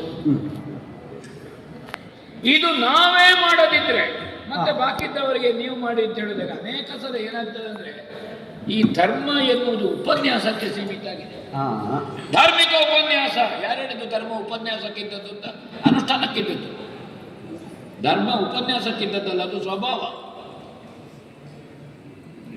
ಆಡುವುದಕ್ಕೆ ಸತ್ಯ, ಅನುಷ್ಠಾನಕ್ಕೆ ಧರ್ಮ, ಆರಾಧನೆಗೆ ದೇವರು. ಇದು ನಮ್ಮ ಹಿರಿಯರು ನಮಗೆ ಮಾಡಿಕೊಟ್ಟದ್ದು. ನಾನು ಸತ್ಯವನ್ನೇ ಹೇಳುತ್ತೇನೆ, ಸತ್ಯವನ್ನಲ್ಲದೆ ಬೇರೆ ಏನನ್ನೂ ಹೇಳುವುದಿಲ್ಲ. ನಾನು ಹೇಳುವುದೆಲ್ಲವೂ ಸತ್ಯವಾಗಿರ್ತದೆ. ಅವ ಸುಳ್ಳು ಹೇಳ್ತಾನೆ ಅಂತ ಹೇಳಿಕ್ಕೆ ಬೇರೆ ಸಾಕ್ಷಿ ಬೇಡ. ಮತ್ತೆ ಸುಳ್ಳಿಗೆ ಸಾಕ್ಷಿ ಬೇಡ. ನಿಜವಾಗಿ ಪ್ರಪಂಚದಲ್ಲಿ ಯಾರಿಗೂ ಗೊತ್ತಿಲ್ಲದ ರಹಸ್ಯ ಅದುವೇ. ಸುಳ್ಳಿಗೆ ಸಾಕ್ಷಿ ಬೇಡ. ನೀವು ಸುಳ್ಳು ಹೇಳಿದ ತಕ್ಷಣ ಅದನ್ನು ಸತ್ಯ ಅಂತ ನಂಬುತ್ತಾರೆ. ಸತ್ಯ ಹೇಳಿದರೆ ಸಾಕ್ಷಿ ಎಲ್ಲಿಂಟು ಅಂತ ಕೇಳ್ತಾರೆ. ಇದು ಜಗತ್ತಿನ ದುರಂತ. ಜಗತ್ತೇ ದುರಂತದಲ್ಲಿಂಟು. ಮತ್ತೆಂತ? ಹೌದಪ್ಪ. ಮಧ್ಯಾಹ್ನ ನಾನು ಸ್ವಲ್ಪ ಬೇಗ ಹೌದೌದು ತೂಷ್ಣೀಂ ದುರಾಚಮ್ಯ. ಹಾ ಅವಾಗ ಹೇಳಿದನಂತೆ ಒಟ್ಟಿಗಿದ್ದವ, ತೂಷ್ಣಿ ಅಂತ ಹೇಳ್ತೀರಿ ಗುರುಗಳೇ, ದ್ವಿರಾಚಮ್ಯ ಅಂತ ಹೇಳಿದ್ರಿ, ಅದು ಮಂತ್ರ ಹೇಳದೆ 6 ಸಲ ನೀರು ಕುಡಿ ಅಂತ. ಅವ ಎಂತ ಮಾಡಿದ, ತೂಷ್ಣಿ ಅಲ್ವಾ, ಹಾ. ಒಂದು ಉದ್ಧರಣೆ ಹಾಕಿ 6 ಸಲ ಹೀಗೆ ಮಾಡಿದ. ಆಗಲ್ಲ, ಮತ್ತೆ ಅದು 6 ಸಲ ಉದ್ಧರಣೆಯಲ್ಲಿ ತೆಗಿಬೇಕು, ಒಮ್ಮೆ ಹೀಗೆ ಮಾಡೋದಲ್ಲ. ಹಾ ಹಾ ಅವಸರ, ಎಲ್ಲದಲ್ಲಿಯೂ ಅವಸರ. ಹಾ ಮಧ್ಯಾಹ್ನ ವಿರಚಿಸಿದರೆ ಹ್ಮ್ ಹೊಟ್ಟೆ ಚೂರು ಹೇಳ್ತದೆ. ಚುರು ಹಾ ಹೊಟ್ಟೆಗೆ ಕೆಲಸ ಎಂತದ್ದು, ನಾವು ತಿಂದದ್ದನ್ನು ಕರಗಿಸುದು, ಬೇರೆ ಎಂತ ಕೆಲಸ ಇಲ್ಲ ಅದಕ್ಕೆ. ಹೌದೌದು. ಇಲ್ಲದಿದ್ರೆ ಹೊಟ್ಟೆ ಬೆಳೆಸುದು. ಕೆಲವರು ಹೇಳಿದ ಅವ ಹೊಟ್ಟೆ ಬೆಳೆಸುವುದಲ್ಲ ಸ್ವಾಮಿ, ಅದು ಬೆಳೆಯುವುದು, ಹಾ ಅದು ಬೆಳೆಸುವುದು ಅಂತ ಯಾರು ಹೇಳಿದ್ರು? ಹೌದು. ಮತ್ತೆ ಸ್ವಲ್ಪ ಹೊಟ್ಟೆ ಬೇಕು, ಹಾ ಹಾ ಇಲ್ಲದಿದ್ರೆ ಯಾರು ಗುರುತಿಸುವುದಿಲ್ಲ. ಅಂಧಕಾರ. ಗುರುತಿಸುವುದಿಲ್ಲ. ಹಾ ಸ್ವಲ್ಪ ತಲೆ ಬೋಳು ಆಗಬೇಕು. ಹಾ ಯಾಕೆ ತಲೆ ಬೋಳು ಆಗಬೇಕು? ಯಾಕೆ? ಹಾಕಿದ್ದವನೇ ತಲೆ ಬೋಳು ಮಾಡಿ ಇವ ಮಾಡಿದ್ದಾನೆ ಅಂತ ಗೊತ್ತಾಗ್ತದೆ. ಗೊತ್ತಾಗಲಿ.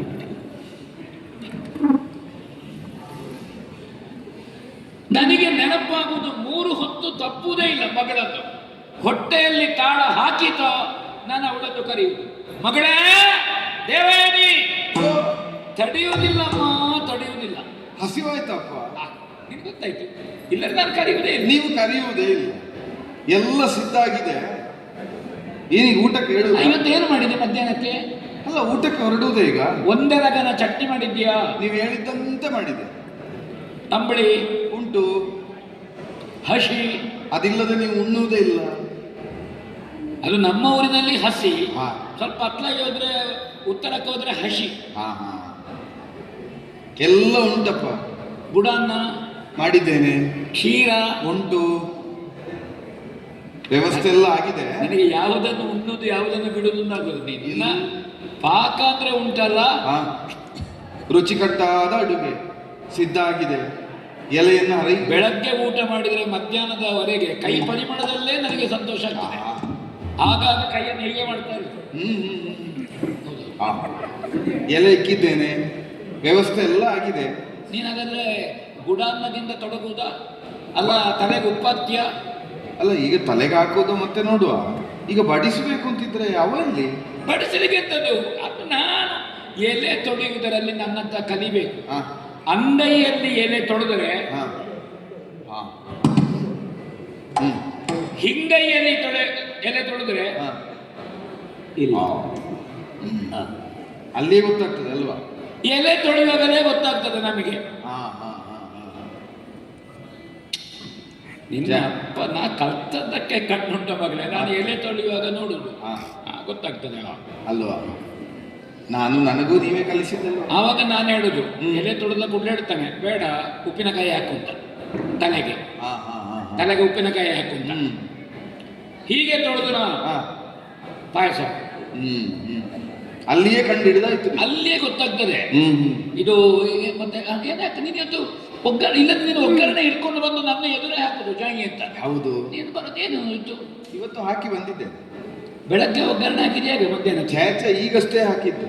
ಹೌದಾ? ಎಲ್ಲ ಸಿದ್ಧ ಆಗಿದೆ. ಮತ್ತೇನು?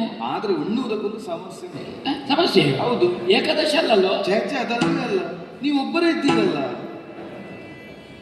ನೀ ಇದೆಯಲ್ಲ, ನಾವಿಬ್ಬರೇ ಇದ್ದೇವಲ್ಲ. ಮತ್ತೆ ಅವ ಎಲ್ಲಿ? ಯಾರು? ಎಲ್ಲಿ ಕಳುಹಿರ್ಬೇ ಕಚನ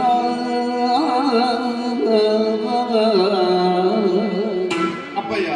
ಓ, ಎಲ್ಲಿ ಕಳುಹಿರ್ಬೇ ಕಚನ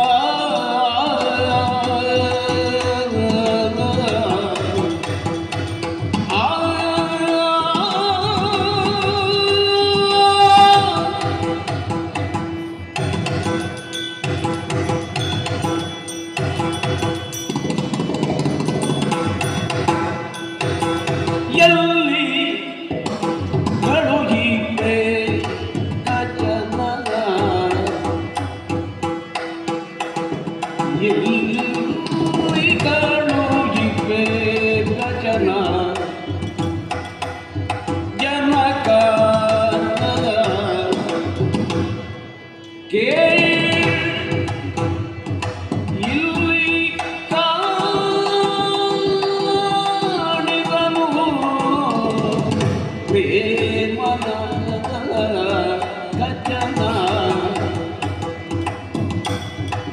ಇಲ್ಲಿ ಕಾಣಿದನು ಪ್ರೇಮದ ಕಚನ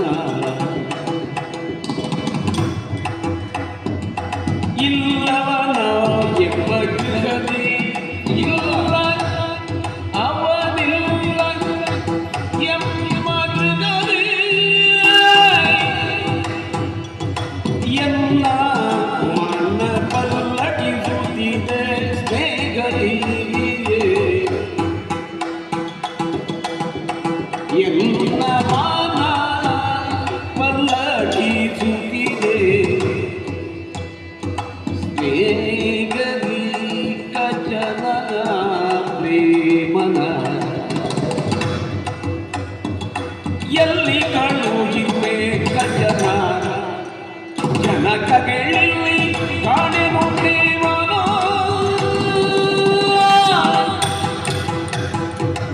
ಇಲ್ಲ ಅವನು ಎಂಬ ಗೃಹದಿ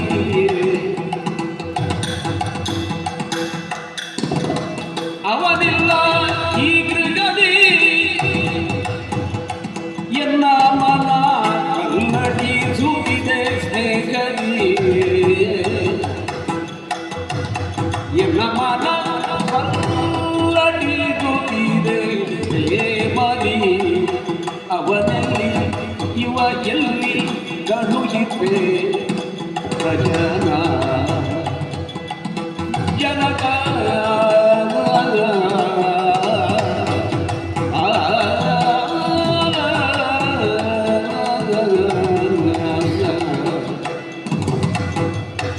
ಇವನಿಲ್ಲಿ ಕಾಣೆನು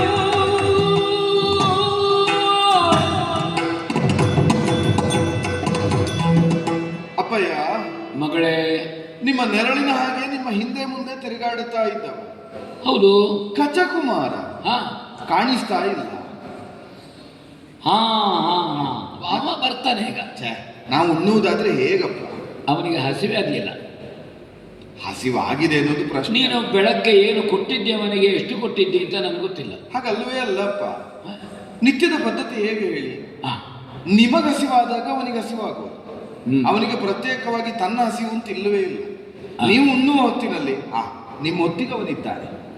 ನಿಮಗೆ ಬೇಕಾದ್ದನ್ನು ಒದಗಿಸಿಕೊಡ್ತಾ ನಿಮ್ಮ ತೃಪ್ತಿಯಲ್ಲಿ ತಾನು ತೃಪ್ತಿ ಪಡುವಂತ ಕಚಕುಮಾರ. ಗುರು ಶುಶ್ರೂಷೆಯಲ್ಲಿ ಅವ ಬಹಳ ಚುರುಕಿದ್ದಾನೆ. ಹೌದಾ? ನನ್ನ ಮನಸ್ಸಿನಲ್ಲಿ ಏನು ಅಂತ ನಾನು ಹೇಳುವ ಮೊದಲೇ ಅರ್ಥ ಆಗ್ತದೆ. ತಿಳಿಯಿತಾ? ಹೌದು. ಅರೆ ಇಂಗಿತಜ್ಞ, ನಿಮ್ಮ ಇಂಗಿತವನ್ನು ಅರಿತು ವರ್ತಿಸುವವ. ನಿತ್ಯವೂ ಹೇಗೆ ನೀವು ಒಂದು ಹೊತ್ತು ದೇವಯಾನಿ ಹೇಳುವಾಗ ನಾನು ಬಂದು ನೋಡುವಾಗ ನೀವಿಬ್ಬರು ಸಿದ್ಧ ಆಗಿರುವುದು. ಸುಳಿ ಬಾಳೆಯ ಎಲೆ ತುದಿಯನ್ನು ಬೆಂಕಿಯಲ್ಲಿ ಬಾಡಿಸಿ ಹದ ಬಿಸಿ ನೀರಿನಲ್ಲಿ ತೊಳೆದು ನನಗೆ ಆವಾಗಲೇ ಅರ್ಧ ಹೊಟ್ಟೆ ತುಂಬುತ್ತದೆ ಅಲ್ವಾ? ಅಷ್ಟು ಸಿದ್ಧತೆಯನ್ನು ಮಾಡಿ ನಿಮಗೆ ಬಡಿಸಿ ನೀವು ಉಣ್ಣುವುದನ್ನು ಕಂಡಾಗ ನನ್ನ ಹೊಟ್ಟೆ ತುಂಬುತ್ತದೆ. ಇದು ನಿತ್ಯ. ನನಗೆ ಹೊಟ್ಟೆ ಅಡಿಲಿಕ್ಕೆ ಆಗುದಿಲ್ಲ ಇವತ್ತು. ಯಾವಾಗಲೂ ನನಗೆ ಒಗ್ಗರಣೆ ಕೇಳಿದ ಕೂಡಲೇ ಸಂತೋಷ ಆಗುದು. ಇವತ್ತು ಹಸಿವೆ ಜೋರಾಗ್ತಾ ಉಂಟು ಅಪ್ಪ. ಒಂದೇ ಎಲೆಯಲ್ಲಿ ಬಡಿಸಿ ಒಂದೇ ಎಲೆಯಲ್ಲಿ ನೀವು ಉಣ್ಣುತ್ತಾ ಇದ್ದ ಕಾಲ ಕಳೆದು ಎಷ್ಟು ಕಾಲ ಹೋಯಿತು. ಈಗ 2 ಎಲೆ ಇಲ್ಲದೆ ನಮ್ಮಲ್ಲಿ ಊಟವೇ ಇಲ್ಲ. 2 ಎಲೆಗಳನ್ನು ಇರಿಸಿದ್ದೇನೆ. ಹೌದು. ತೊಳೆದು ಶುದ್ಧವನ್ನೂ ಮಾಡಿದ್ದೇನೆ. ಹೌದು. ಆದ್ರೆ ಕುಳಿತುಕೊಳ್ಳುವುದಕ್ಕೆ ಒಬ್ಬರಾಯ್ತಲ್ಲ, ಅವ ಎಲ್ಲಿಗೆ ಕಳುಹಿಸಿದ್ದೀರಿ ಅವನನ್ನು? ಅವ ಬಾರದೆ ಹೇಗಪ್ಪ ಊಟಕ್ಕೆ ಅಂತ ನೀವು ಹೇಳಿದ್ರೆ ಅವ ಎಲ್ಲಿದ್ದಾನೆ? ಬಹುಶಃ ಅವ ನಾ ಹೇಳಿದ್ದ ನೀ ಹೇಳಿದ್ದ ಅಂತ ಗೊತ್ತಿಲ್ಲ. ಅವನ ಉದ್ಯೋಗ ಅಂತದ್ದು ಯಾವಾಗಲೂ ಕುಶ ಸಮಿತಿಗಳನ್ನು ಕುಶ ಸಮಿತಿಗೆಂದರುದಲ್ಲಿ ತೆರಳಿ ಜನುಮ ಸುಳ್ಳ ಕೇಳ್ವಾಗ ಕಡೆಯಲ್ಲಿ ಹಸಿದು ಕುಳಿತಿಗೆ ವೇಗದಿ ಭೋಜನಮಯ ಸಗುಮ ಸಂತೋಷದಿ. ಅವನಿಗೆ ದಿನಚರಿ ಕುಶ ಸಮಿತಿಗಳನ್ನು ತರಬೇಕು. ಹೌದು. ಅದಿಲ್ಲದೆ ನಮ್ಮ ಆಶ್ರಮದಲ್ಲಿ ಬೇರೆ ಯಾವುದೂ ಇಲ್ಲಲ್ಲ. ಹೌದು. ಅವನ ಈಗಿನ ಒಂದು ಅಭ್ಯಾಸ ಆಗಿದೆ. ಎಳೆ ಕರುಗಳು ಹಸಿಯಾದ ಹುಲ್ಲನ್ನು ಹುಡುಕಿಕೊಂಡು ಹೋಗ್ತಾರೆ. ಹೌದು. ಸ್ವಲ್ಪ ಮುದಿ ಹಸುಗಳಾದ್ರೆ ಹ್ಮ್ ಇದು ಬೈ ಹುಲ್ಲು ಹುಡುಕಿಕೊಂಡು ಹೋಗ್ತದೆ. ಒಣಗಿದ್ದಾದ್ರೂ ಆಗುತ್ತದೆ. ನನ್ನನ್ನು ಸಂತೋಷಪಡಿಸುವುದಕ್ಕೆ ಎನ್ನುವುದಕ್ಕಿಂತ ಹಾ. ನಿನ್ನನ್ನು ಸಂತೋಷಪಡಿಸುವುದಕ್ಕೆ ಹಾ. ಎಳೆಯಾದ ಹ್ಮ್ ಕುಶ ಸಮಿತ್ತು ಹಾ. ಎಲ್ಲ ಅತ್ತಿ ಕುಡಿಯ ಹ್ಮ್ ಇನ್ನೊಂದು ಯಾವುದು ಬೇಕು ನಮ್ಮ ಯಜ್ಞಗಳಿಗೆ. ಹಾ. ಯಜ್ಞಕ್ಕೆ ಎಳೆಯಾದ ದರ್ಬೆ ಬೇಕು ಅಂತ ಯಾರು ಹೇಳಿದ್ದು ಇಲ್ಲ. ಆದರೆ ಕೆಲವೊಮ್ಮೆ ಕೂರ್ಚೆಗ ಹಾ. ಇದಕ್ಕೆಲ್ಲ ಬೇಕು, ಸ್ವಲ್ಪ ಬೇಕಾ? ಒಣಗಿದ್ದು ಹೌದು. ಹಸಿಯಾದ್ರೆ ಅದು ತುಂಡಾಗ್ತದೆ. ಹೌದು. ಅಥವಾ ದರ್ಬೆಯನ್ನೇ ಹಗ್ಗ ಮಾಡಬೇಕು. ಹ್ಮ್ ಪರಿಯಗ್ರೀಕರಣ ಎಲ್ಲ ಉಂಟಲ್ಲ, ಹೌದು. ಅದಕ್ಕೆಲ್ಲ ಸ್ವಲ್ಪ ಬೆಳೆದದ್ದು ಬೇಕು, ತುಂಡಾಗುವುದಿಲ್ಲ. ಹೌದು. ಅದನ್ನು ಹುಡುಕಿಕೊಂಡು ಹೋಗಿರಬೇಕು. ನಿತ್ಯ ನಾವು ಅದನ್ನು ವಿನಿಯೋಗಿಸುವ ಕಾರಣ ಹಾ. ಸ್ವಲ್ಪ ದೂರ ಹೋಗಿರ್ಲಿಕ್ಕೆ ಸಾಕು. ಹ್ಮ್ ಸ್ವಲ್ಪ ಗುರುಗಳಿಗೆ ಸಂತೋಷ ಪಡುವ ಎನ್ನುವುದಕ್ಕಿಂತ ಹಾ. ನಿನ್ನ ಪ್ರಸನ್ನತೆಗೆ. ಹ್ಮ್ ಹ್ಮ್ ನಾನು ಹೇಳುವ ಮೊದಲೇ ನಾನು ಹೇಳಿದ ಹೌದಾ ಕಚಕುಮಾರ? ಹಾ. ಇಲ್ಲ, ದೇವಯಾನಿ ಹೇಳಿದ್ದಾಳೆ. ನಿತ್ಯದ ಪದ್ಧತಿ. ಈಗೀಗ ನಾ ಹೇಳುವುದೇ ಕಡಿಮೆ ಮಾಡಿದ್ದೇನೆ, ಹ್ಮ್ ಯಾಕಂದ್ರೆ ನೀನು ಹೇಳಿ ಆಗ್ತದೆ. ಈಗ ಹೇಗಾಗಿದೆ ಗೊತ್ತಾ? ಹಾ. ನಿಮಗೇನು ಬೇಕು ಅಂತ ನನಗೆ ಗೊತ್ತು, ನನಗೇನು ಬೇಕು ಅಂತ ಅವನಿಗೆ ಗೊತ್ತು. ನಮ್ಮಲ್ಲಿ ಈಗೀಗ ಮಾತೆ ಕಡಿಮೆ ಆಗಿದೆ ಪರಸ್ಪರ. ಮನಸ್ಸಿನ ಇಂಗಿತವನ್ನು ಅರ್ಥ ಮಾಡಿಕೊಂಡವರ ನಮ್ಮ ಮನೆ ಈಗ ಸ್ವಲ್ಪ ಅದು ಮೂಗರ ಮನೆ ಆಗಿದೆ. ಹೌದು. ನೀನಂತೂ ಮಾತಾಡ್ಲಿಕ್ಕೆ ಸಿಗ್ತದೆ. ಹ್ಮ್ ನನಗೆ ಒಂದೊಂದ್ಸಲ ಮೃದಂಗ ನುಡಿಸುವುದ, ಹೌದು. ಕೊಳಲು ವಾದನವ, ಹಾ. ಇದೆಲ್ಲ ಕೇಳ್ತಾ ಉಂಟು. ಹೌದು, ನಮ್ಮದೇ. ಮೊದಲು ನಿನ್ನದು ಬೊಬ್ಬೆ ಕೇಳ್ತದೆ, ಅಪಯ ಅಪಯ ಅಂತ. ಈಗ ನೋಡಿ ಎಲ್ಲಿ ಹೋಗಿದ್ದೀರಿ, ಎಲ್ಲಿ ಹೋಗಿದ್ದೀರಿ, ನನಗೆ ಎಲ್ಲಿದ್ದಿ, ಇದನ್ನೇ ಕೇಳುದು. ಈಗ ನನ್ನ ಸ್ವರಕ್ಕೆ ಮಾಧುರ್ಯ ಬರಲಿಲ್ವಾ? ನಾನೀಗ ಮಗಳೇ ಮಗಳೇ ಅಂತ ಕರೆದು ಮತ್ತೆ ಹೀಗೆ ಆದ ಮೇಲೆ ನಿನ್ನದು ಹೋಗ್ತದೆ. ಹೇಗೆ ನೋಡಿ, ಎಷ್ಟು ಬದಲಾಗಿದೆ ನೋಡಿ. ಇಲ್ಲಿ ಬಿದಿರಿನ ತುಂಡು ಯಾವುದು ವಿನಿಯೋಗಕ್ಕೆ ಸಿಗ್ತಿರ್ಲಿಲ್ಲ. ಈಗ ಎಲ್ಲ ಬಿದಿರಿನ ತುಂಡಿನಲ್ಲಿ 6 ರಂಧ್ರ ಉಂಟು, ಅದು ಕೊಳಲಾಗಿದೆ. ಹೌದು, ನಾದ ಹುಟ್ಟುತ್ತದೆ ಅಲ್ವಾ? ಕೆಲವು ಮರದ ಕುತ್ತಿ ಯಾಕೆ ಅಂತ ಅದು ಒಡಿಲಿಕ್ಕೆ ಬರುದಿಲ್ಲ. ಹಾ. ಈಗ ಆ ಮರದ ಕುತ್ತಿಗೆ ಮುಚ್ಚಿಗೆ ಹಾಕಿ ಮೃದಂಗ ಆಗಿದೆ. ಹೌದು. ಹೇಗೆ ನಿನ್ನ ಕೊರಳು ಕೊಳಲಾಗಿದೆ, ನೀನು ಮೃದಂಗ ಆಗಿದ್ದಿ. ಹಾ. ಪ್ರದರ್ಶನಕ್ಕಿರುವ ಬೊಂಬೆಗಳು ಕುಣಿತ ಉಂಟು. ಹೌದು. ಒಂದು ಬದಲಾವಣೆ ಹೇಳಿದ್ದು ನಾನು. ಆಶ್ರಮಕ್ಕೆ ಜೀವ ಕಳೆ ಬಂದಿದೆ. ನನಗೆ ನಿನ್ನಗಿಂತ ಹಸಿವೆ ಜೋರಾಗ್ತಾ ಉಂಟು. ಹೌದು, ನಾನು ನಿನ್ನಗಿಂತ ಸ್ವಲ್ಪ ಹೆಚ್ಚೆ ಮಾಡಿದ್ದೇನೆ. ಅವನಿಗೆ ಹಸಿವೆ ಆಗಲಿಲ್ಲ. ಹಾ ಹಾ ಹಸಿವೆ ಆದ್ರೆ ಬರ್ತಾನೆ ಅವ. ಹಾ. ನಾನೇನು ಇಬ್ಬರ ಅನ್ನ ಊಟ ಮಾಡೋದಿಲ್ಲ. ಹೌದು. ನನಗೆ ವಯಸ್ಸು ಆಯಿತು, ಹೌದು. ಸ್ವಲ್ಪ ರಕ್ತದ ಒತ್ತಡ ಉಂಟು ಅಂತಲೂ ಕಾಣ್ತದೆ. ಒಮ್ಮೊಮ್ಮೆ ಅದು ಈಗೀಗ ತಡ ಆದರೆ ತಡಿಲಿಕ್ಕೆ ಆಗೋದಿಲ್ಲ. ಹಾ. ಹೌದಾ? ಅದಕ್ಕಾಗಿ ಹ್ಮ್ ನನಗೆ ಮತ್ತೆ ಬಿಸಿ ಬಿಸಿ ಊಟ ಮಾಡಿ ಅಭ್ಯಾಸ. ಅಭ್ಯಾಸ. ನಾನು ಜನವಾಗಿ ಬಡಿಸುವುದು ಜನವೇ ಸ್ವಲ್ಪ ಬಿಸಿ. ಹೌದು, ಎಲ್ಲರಿಗಲ್ಲ. ನಿನ್ನತ್ರ ಬಿಸಿ ನಡೆಯುವುದಿಲ್ಲ. ಹೌದು. ಯಾಕೆ? ಹಾ. ನೀನು ಒಲೆಯಲ್ಲಿದ್ದ ಇಂಗ್ಲವನ್ನೇ ಕೈಯಲ್ಲಿ ತೆಗೆದು ಹಾಕುದು, ಹೌದು. ಅಥವಾ ಒಲೆಯ ಪಾತ್ರೆಯನ್ನು ಕೆಳಗಿಡ್ಲಿಕ್ಕೆ ನಿನಗೊಂದು ಬಟ್ಟೆ ತುಂಡು ಬೇಕಾ? ನೀನು ಕೈಯಲ್ಲೇ ತೆಗೆದಿರ್ತೀಯ. ಹಾಗೆ ಇಡು. ನೀನೇ ಅಷ್ಟು ಬಿಸಿ ಇದ್ದೆ, ಯಾವಾಗ ಈ ಮುದುಕ ಅಪ್ಪ ಎಷ್ಟು ಬಿಸಿ ಇರಬೇಕು. ಹಾ. ಹಾಗಲ್ಲ ಕಾರಣ. ಹೋಗ್ಲಿ, ಸ್ವಲ್ಪ ಸ್ವಲ್ಪ ಬಡಿಸು. ಹಾ. ನಾನು ನಿಧಾನವಾಗಿ ಊಟ ಮಾಡುವಾಗ ಅವ ಬರ್ತಾನೆ. ಹಾ. ಮತ್ತೆ ಅವ ಬಂದ ಮೇಲೆ ಮೊದಲಿನಿಂದ ಊಟ ಮಾಡು. ಹಾ. ಮತ್ತೆ ಪುನರಪಿ ಪ್ರಾರಂಭ. ಹೌದು, ಪುನರಪಿ ಹಾ. ವಿಚಾರಣೆ 2 ಸಲ ಮಾಡು. ಇಲ್ಲೆಲ್ಲ ಇರಬೇಕು ಗುರು ಶುಶ್ರೂಷೆ. ಅದು ನೀ ಹೇಳಿದ ಕೆಲಸ ಹಾ. ಇದನ್ನೆಲ್ಲ ಮಾಡಿ ಪೂರೈಸಲಿಕ್ಕೆ ಬಹುಶಃ ಹಾ. ನಿನ್ನ ಪ್ರಸನ್ನತೆಯೇ ನನ್ನ ಅನುಗ್ರಹ ಅಂತ ಹೇಳಿದೆ. ಹೌದು. ಅವ ಅದಕ್ಕೆ ನಿನಗೆ ಖುಷಿ ಪಡಿಸುವುದರಲ್ಲೇ ಇದ್ದಾನೆ ಈಗೀಗ. ಇದ್ದಿರಬಹುದು, ನೀವು ಹೇಳಿದಷ್ಟು ಅವರನ್ನು ಇದ್ದಿರಬಹುದು. ಎಲ್ಲಿ ಕಳಿಸಿದ್ದೀರಿ? ಯಾರು? ನಾನಲ್ಲ ಕಳುಹಿಸಿ. ಮತ್ತೆ ನೀವಿಷ್ಟೂ ಆಡುತ್ತಾ ಇರುವುದು ನಿತ್ಯದಂತೆ. ಆದ್ರೆ ಹಿಂದೆ ಏನಾಗಿದೆ, ಅವನನ್ನು ಕಾಣದೆ ಎಷ್ಟು ಹೊತ್ತಾಗಿದೆ ಗೊತ್ತಾ? ಇನ್ನೊಂದು ದಯದ ಆರೋಗ್ಯ. ಹೌದಾ?